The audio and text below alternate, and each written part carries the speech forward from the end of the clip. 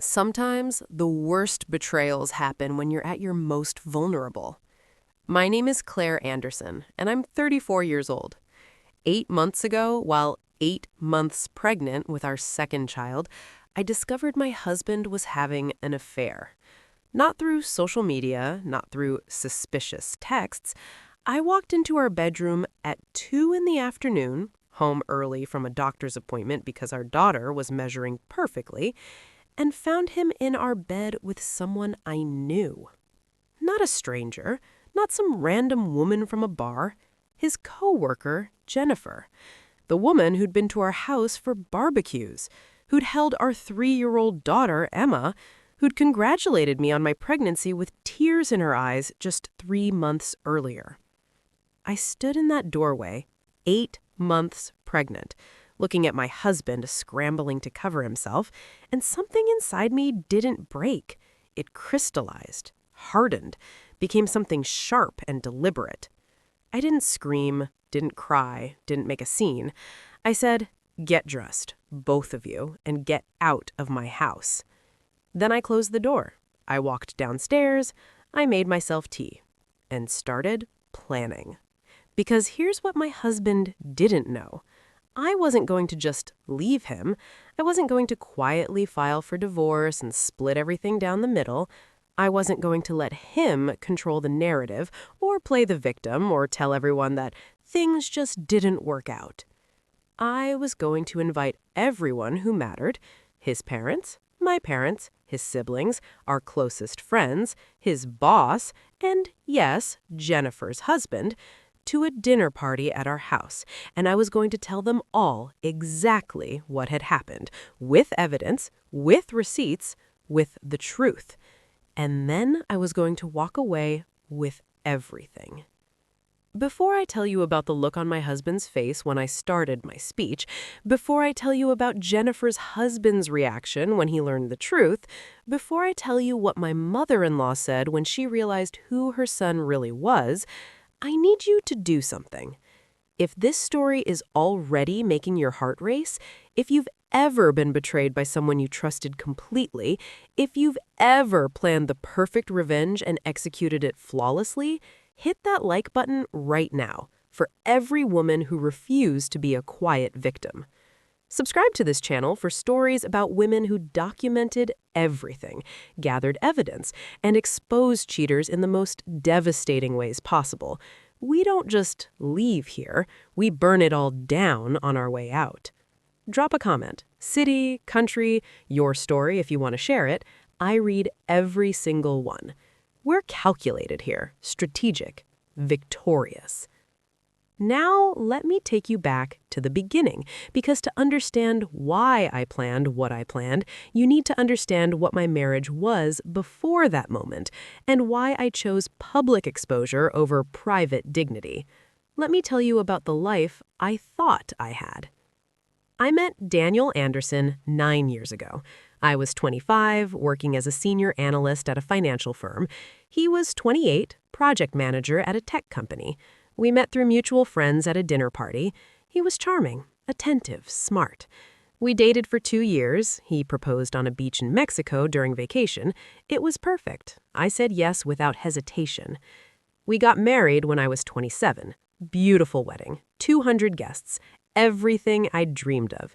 We bought a house in the suburbs of Denver, 4 bedrooms, big backyard, planning for the family we wanted to build. I got pregnant a year into marriage. Our daughter Emma was born when I was 29. She was perfect. Daniel was a devoted father, changing diapers, getting up for night feedings, being present in ways I'd heard some husbands weren't. I went back to work after 4 months of maternity leave. Daniel was supportive. We figured out childcare, we figured out schedules. We made it work. The first 5 years were good, really good. Date nights when we could manage them, family vacations, holidays with both sides of our family, normal married life with a toddler. Chaotic, but happy. Then last year, we decided to try for another baby. Emma was almost 3. We wanted our kids close in age. It took a few months, but I got pregnant. We were thrilled. Daniel seemed thrilled. rubbing my belly, talking to the baby, taking Emma to ultrasound appointments, playing the excited father-to-be. Around month 5, he started working late more often. Big project, tight deadline, you know how it is. I knew how it was. I worked in finance. Deadlines happen. I didn't question it. Month 6, he started going to the gym before work, trying to get in shape before the baby comes. I want to be able to keep up with 2 kids. It made sense. I was getting bigger, slower. He was getting more fit. That's life. Month 7, he was on his phone more, always texting, always checking something. When I'd ask, he'd say, "Just work stuff. The team group chat is blowing up." I noticed, but I was 7 months pregnant, exhausted, dealing with a 3-year-old. I didn't have the energy to be suspicious. I trusted my husband. That was my mistake. At 7.5 months, we had a company barbecue at our house, Daniel's work team. About 20 people. I was hugely pregnant, but played hostess, made food, set up the yard, smiled through the discomfort. Jennifer came. She was the only one from his team I'd met before. She'd been to our house twice, once for a previous barbecue a year ago, once when she stopped by to drop off documents Daniel had left at the office. She was friendly, early 30s, single, or so I thought at the time. She brought wine, which I couldn't drink, and cooed over Emma, told me how beautiful my family was, how lucky Daniel was.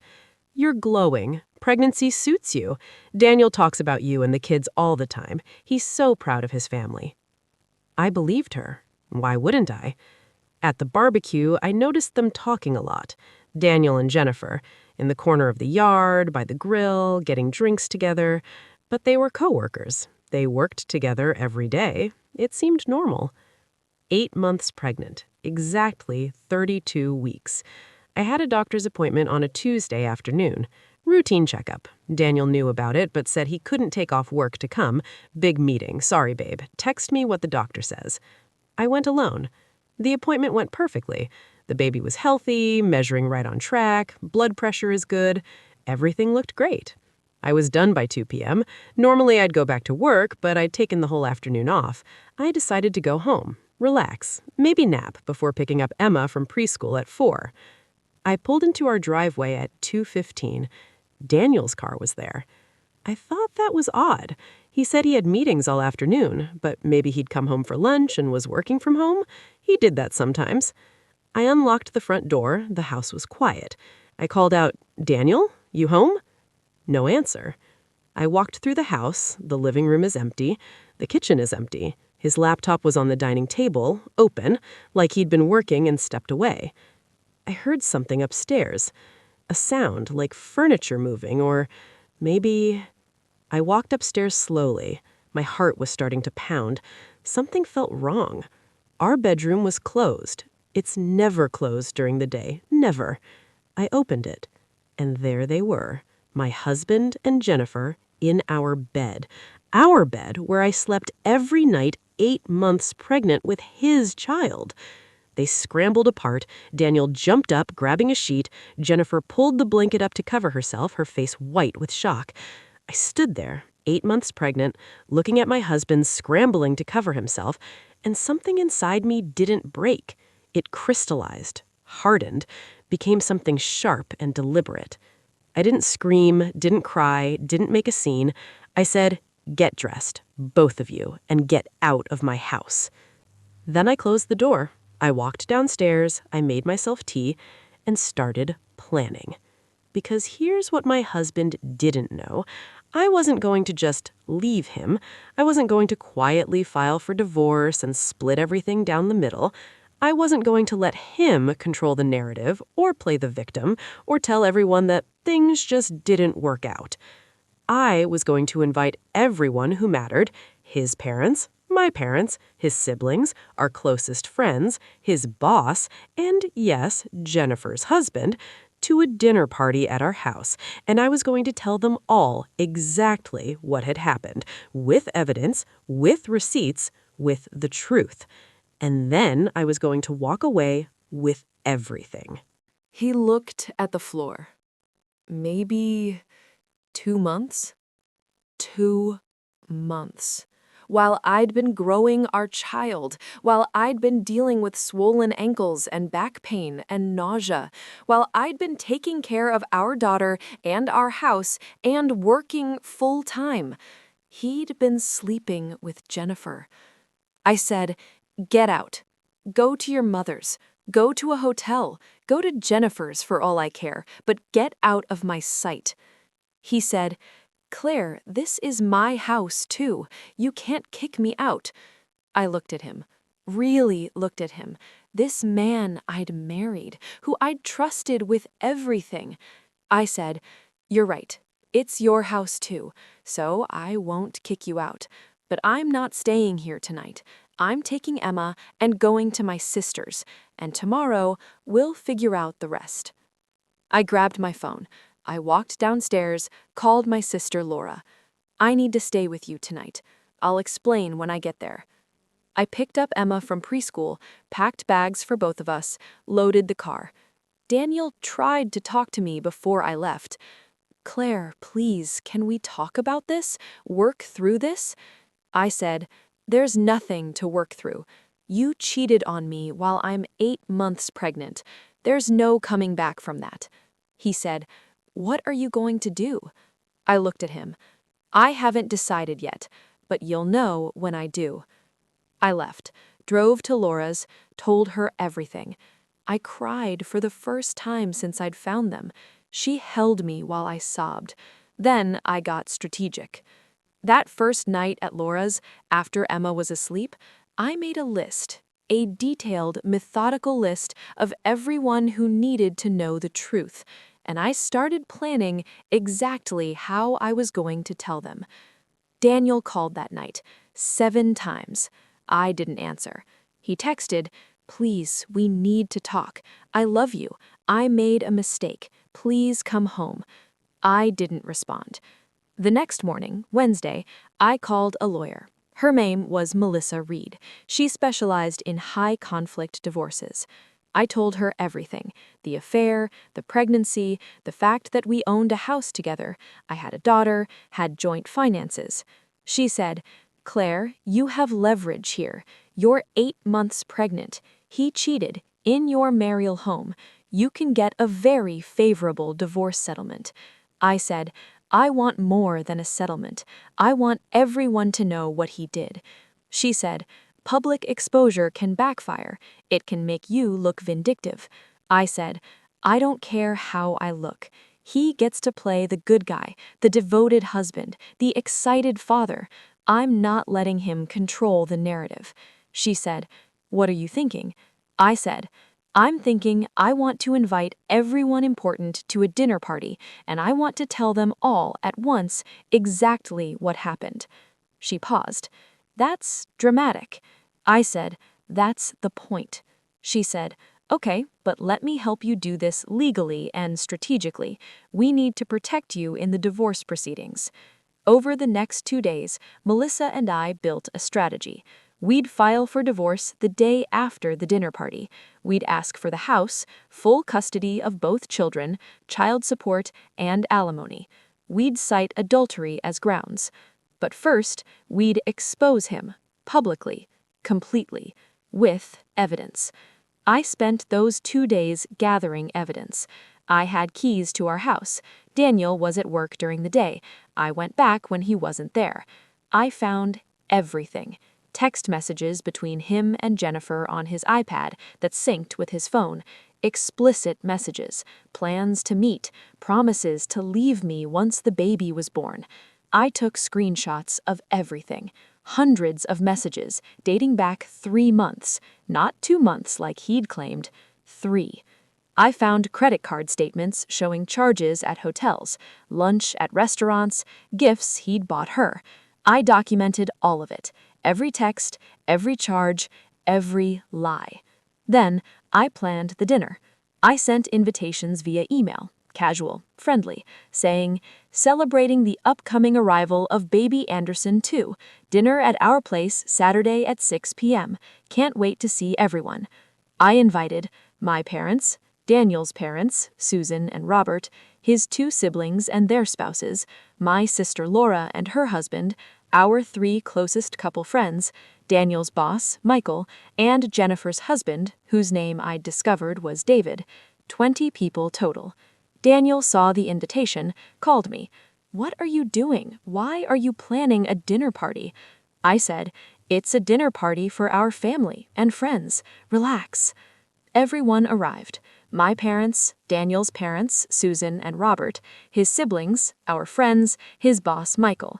And at 6:30, David arrived, Jennifer's husband, a man who had no idea his wife had been sleeping with my husband for 3 months. He looked confused when he walked in. "Hi, I'm David Mitchell, Jennifer's husband. I got an invitation, but I'm not sure why." I smiled warmly. "David, thank you so much for coming. I'm Claire. We haven't met, but Jennifer works with my husband, Daniel. Please, come in. Dinner's almost ready." David looked uncertain, but came in. Daniel saw him and went pale. We all sat down for dinner. I'd arranged the seating carefully. Daniel at one end of the table, me at the other. David is sitting right next to Daniel's boss, Michael. My parents are on either side of me. We ate, made small talk. Everyone commented on how beautiful everything looked, how excited we must be for the baby, how Emma was getting so big. I played along, laughed at jokes, answered questions about the pregnancy, acted like everything was normal. Daniel kept looking at me, panic in his eyes. He knew something was coming, he just didn't know what. After the main course, before dessert, I stood up, picked up my water glass, tapped it with a spoon. "Everyone, can I have your attention, please?" The table quieted, all eyes on me. I said, "Thank you all for coming tonight. I know some of you were surprised by the invitation. Some of you might be wondering why we're having this dinner, so I'm going to tell you why." Daniel said, "Claire, stop. This isn't—" I held up my hand. "Daniel, you'll get your chance to speak, but first, I need to say something to everyone." I took a breath. I looked around the table at all these faces, people who loved us, who thought we had a perfect marriage, who had no idea. I said, 5 days ago, I came home from a doctor's appointment. The baby is healthy, by the way, growing perfectly. Everything looks great." People smiled, nodded. I continued. "I came home at 2 p.m., and I found Daniel in our bedroom with Jennifer, his coworker. They were having sex in our bed while I was 8 months pregnant with his child." The room went completely silent, shock on every face. Daniel stood up. "Claire, stop. This isn't—" I said, "Sit down, Daniel. I'm not finished." My voice was steel. He sat. I continued. "At first, Daniel told me it had been going on for a few weeks. 2 months, he said. Turns out that was a lie. I found text messages, hundreds of them, dating back 3 months. I pulled out my phone, connected it to the TV I'd set up in the dining room for a slideshow of baby preparations. Instead, I started showing screenshots, text messages, explicit ones. Daniel to Jennifer, "Can't wait to see you today. She has no idea." Jennifer to Daniel, "When are you going to tell her? We can't keep doing this." Daniel to Jennifer, "After the baby is born, I promise. Then we can be together." I scrolled through them, one after another. The room was dead silent. People's faces ranged from shocked to horrified to disgusted. Daniel's mother, Susan, started crying. "Daniel, how could you?" Daniel said, "Mom, I can explain." I said, "Oh, I'm not done. There's more." I showed hotel receipts. These charges, hotels on Tuesday afternoons when Daniel said he was in meetings. Restaurant receipts, lunch at expensive restaurants. He told me he was eating at his desk. Jewelry purchases, a necklace, earrings, gifts I never received. Funny how that works. I looked at David, Jennifer's husband. He was white as a sheet, staring at the screen.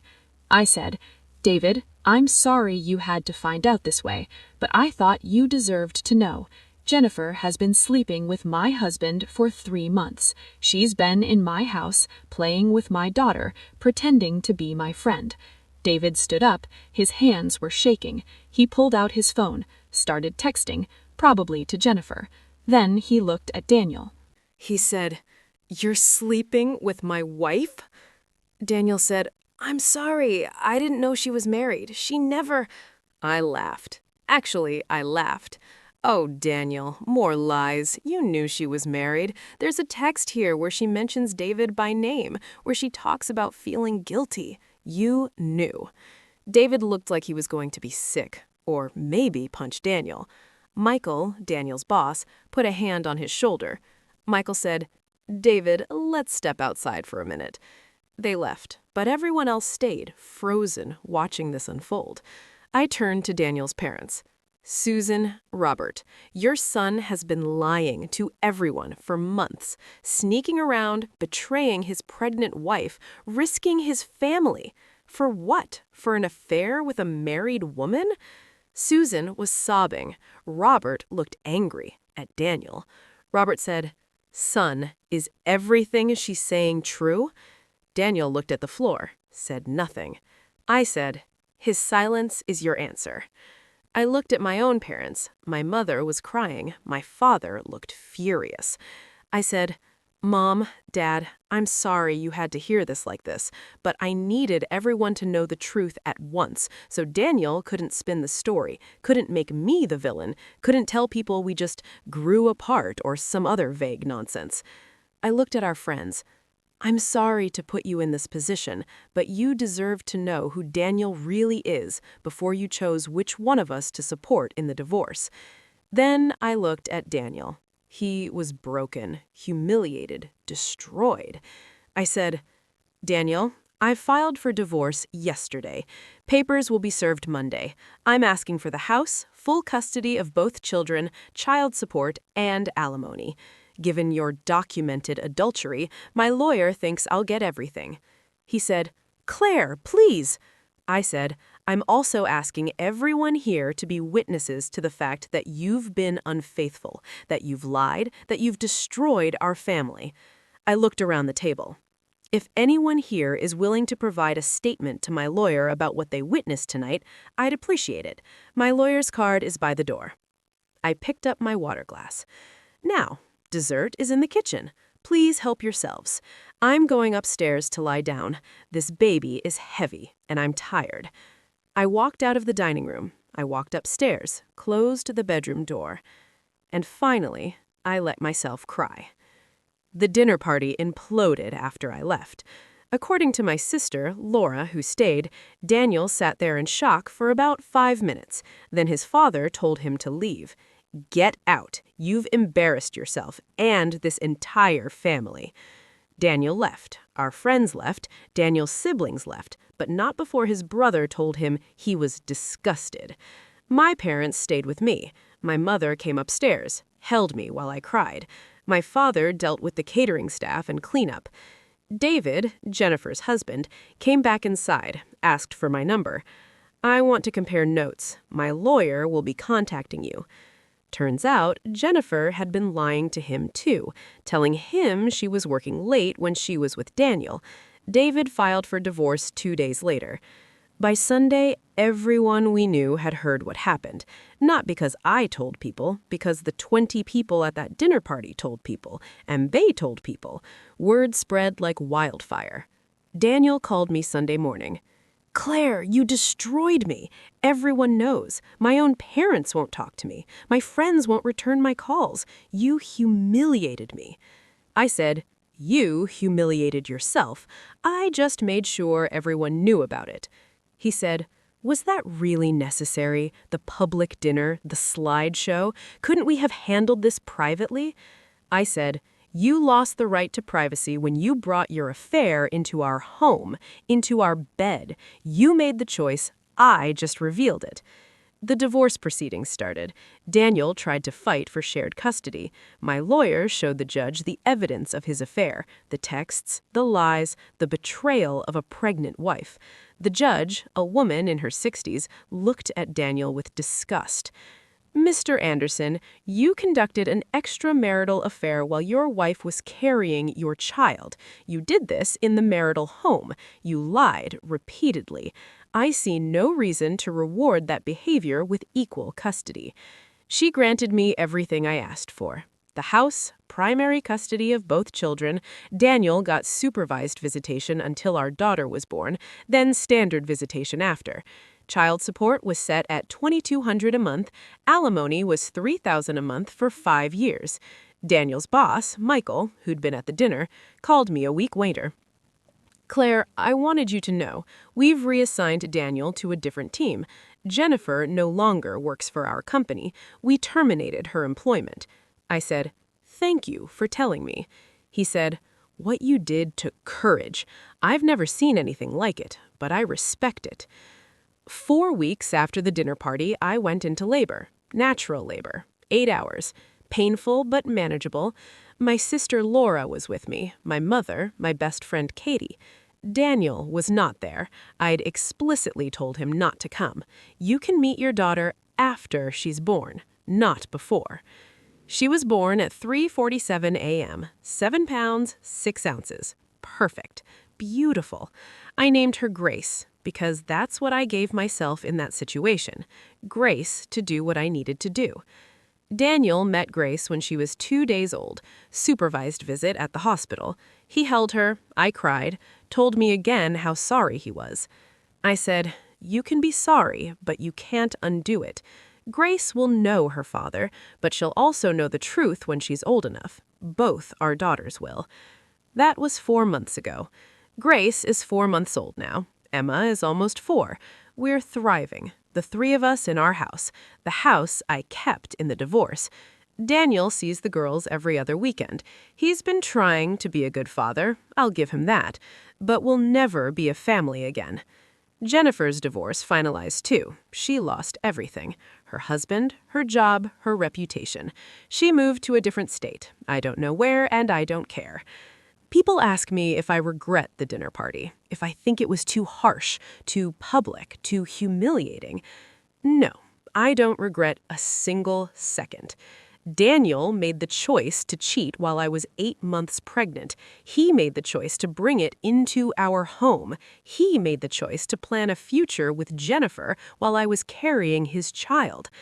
I just made the choice to ensure everyone knew the truth all at once, with evidence, with no room for him to spin the story. Some people think I should have been more dignified, should have handled it privately, should have protected his reputation. To those people, I say, his reputation wasn't my responsibility. The truth was.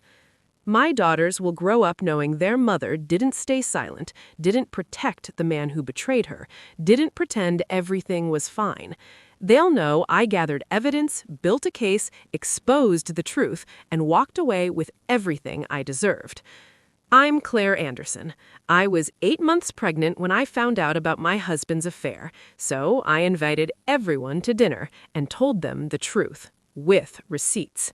4 months later, I have my house, my daughters, child support, alimony, and my self-respect. He has supervised visitation and a ruined reputation. Subscribe for stories about women who refused to be quiet victims, who documented everything, who used public exposure as a weapon, who won. Hit like if you believe cheaters deserve to be exposed. Comment if you've ever planned the perfect revenge. And remember, screenshots are forever, and dinner parties are the perfect venue for truth-telling.